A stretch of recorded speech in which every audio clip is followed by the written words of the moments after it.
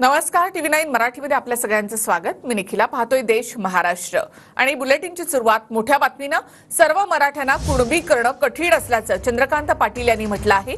कायद्याच्या चौकटीमध्ये टिकणारं आरक्षण देऊ असं चंद्रकांत पाटलांनी म्हटलं।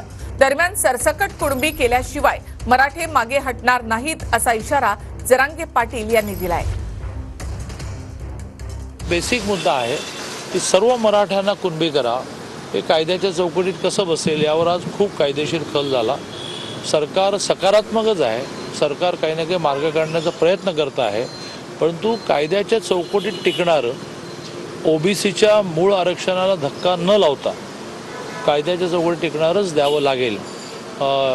यावर आता माननीय शंभूराज देसाई आणि मी माननीय मुख्यमंत्री महोदयांना हे सगळं ब्रीफ करून आता आम्ही दुसरा जोड उभा करू आणि मराठ्यांना आरक्षण नाही मिळून देणार, मराठ्यात वाद लावणार, त्यांना मीडिया देणार, त्यांना लोक पुरविणार आणि दोन्हीत असे वाद लावून देणार आणि आम्ही तोवर निवडणुका मारून नेणार आणि मराठ्याचे वाद लावून देणार। तुमचं स्वप्न साकार होऊ देणार नाही। मराठ्यांशी गद्दारी करू नका।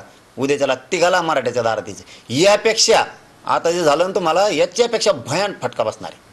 आता तर लक्षात ठेवा तुम्ही, आजची बैठक महाराष्ट्राने बघितली, सरकारला याच्यापेक्षा मोठा फटका बसणार। आता माझ्याशी चाल खेळायला लागलं सरकार, मी गरिबाच्या बाजूने म्हणून माझ्या समाजाशी चाल खेळायला लागलात, ठीक बघू।